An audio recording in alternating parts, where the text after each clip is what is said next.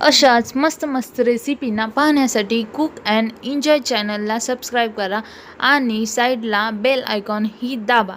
Video आवडल्यास नक्की like करा, शेअर करा आणि सबस्क्राईब करा। थँक्यू।